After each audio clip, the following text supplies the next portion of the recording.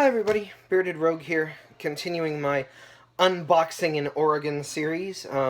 We're at box 3, so let's go ahead and get started. Again, we have my inventory list that I made in case anything was damaged. Luckily, nothing was.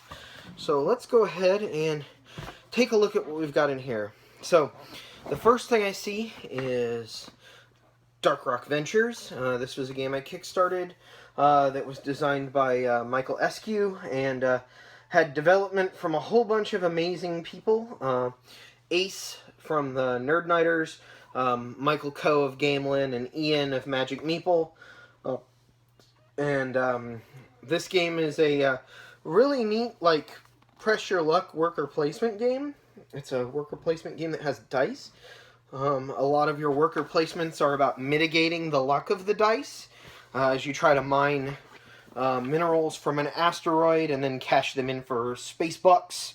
I think they're credits in the game. But either way, really cool little game. Very happy I kickstarted it. I did a video about how amazing the component quality is. So if you want to know a little bit more about the game, you can go watch that. Next, one of my favorite co-op games is The Grizzled. This is a game that is very, very hard to win. I'm a big fan of co-op games. I'm a big fan of cooperative games.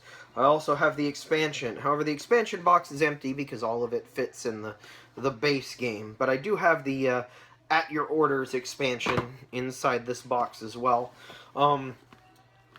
This game came out of nowhere for me. I was at Gen Con and asking people what they were really excited about, and this is one of the games that just kept being brought up. And I'm like, really? How have I never heard of this? And it's from Cool Mini or Not. This is obviously the or not. There's no miniatures in this, so what in the heck is it? And I heard more about it and looked into it and had to have my own copy, and I'm so glad I got a copy. The expansion is really cool. It adds some neat stuff, including some things that act as good memory aids for the base game, but really cool co-op game, The Grizzled. I highly recommend that one. Next, let's see what this is. Okay, we'll talk about this a little bit more, but this is a playmat for a game called Shift, which is a single card CCG from Laboratory Games. We'll talk about that when I actually get to my cards, but I can tell that this playmat is in here without them, just to kind of keep things from shifting around. So, ha ha ha, Shift. I didn't mean to do that. Sorry, guys. Let's see what's next. Alright, we'll do this one. Speaking of co-op games, here is a co-op game with a trader, and that's Dark Moon. I really wanted this game back when it was Battlestar Galactica Express. Almost pulled the trigger on buying some custom dice for it multiple times and never actually did. And then Stronghold acquired the rights to it and was going to release it with a slight retheme, and I lamented the fact that I didn't have it for almost a year until it finally came out. This is one of the games that I've waited on the longest to actually get. I'm very glad to have it. It plays super fast. It says on the box, 60 to 75 minutes. Maybe. It plays a lot of people. I think it's better with the smaller player counts, like 3 to 5. I think 6 and 7, each player only gets maybe one turn. So that's a little... it's an express game. It's super quick. It's dice. You're trying to complete objectives, but one of you or more of you are traitors and are trying to sabotage things, and it's pretty cool. I really like it. I'm glad to have it. Let's see, what's next? Alright, we're gonna do this one. Lords of Vegas. This is a game that is not new, but came to my attention fairly recently. It's a better Monopoly, I guess you would say. It's all about getting shares in casinos, and you place your casinos out on this board, and they expand and grow and pay out more as things come up, and you can have them on the strip, and the casinos on the strip pay out periodically, and you're just trying to make money and gobble up everybody else's stuff. So that's what this one is, Lords of Vegas. It's pretty fun. I've seen some crazy turns of luck in this because there are dice involved.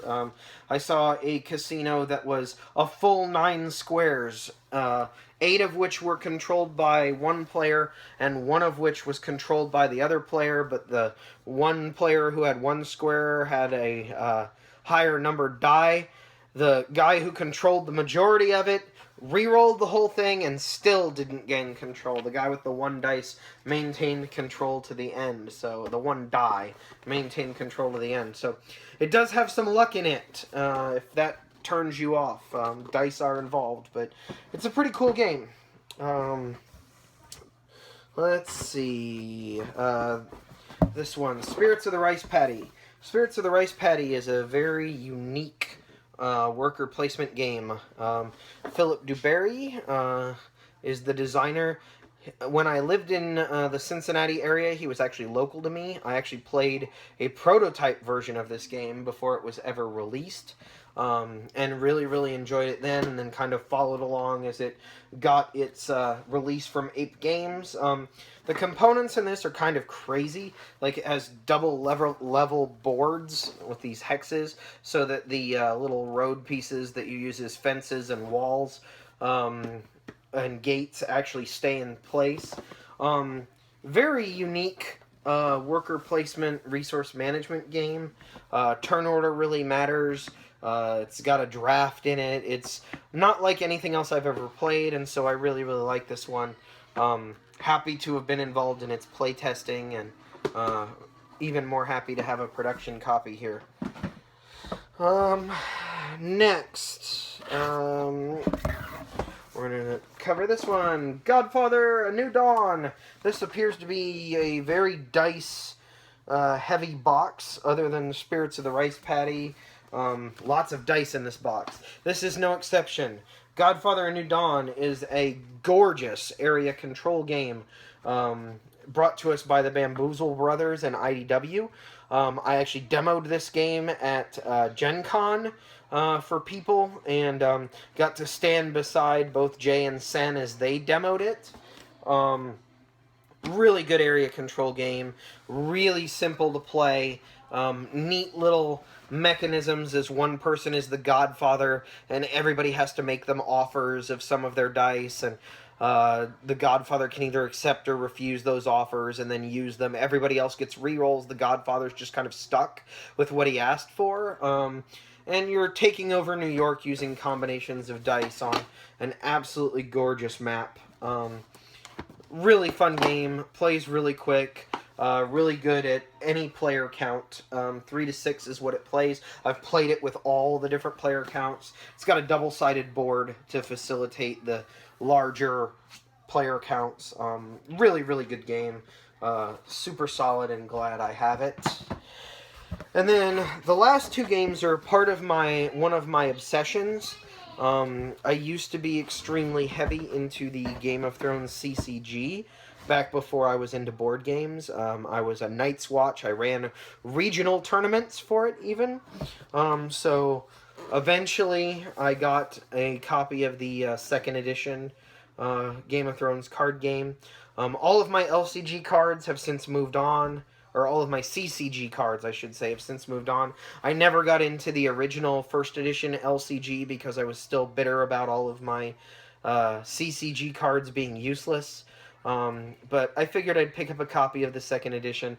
I've only played it once. It's the same game with mechanical tweaks and some rebalancing of which characters are in which house and the introduction of some additional houses. And it's a better game. Like, it's gone through over a decade of balancing at this point, and the people behind it have really figured out what the game wants to be and how it wants to work, and figured out which mechanisms really support it. So Really cool game. I highly recommend it. It's an LCG, so if you get into it, it will eat your wallet and your life, as these are pretty much lifestyle games.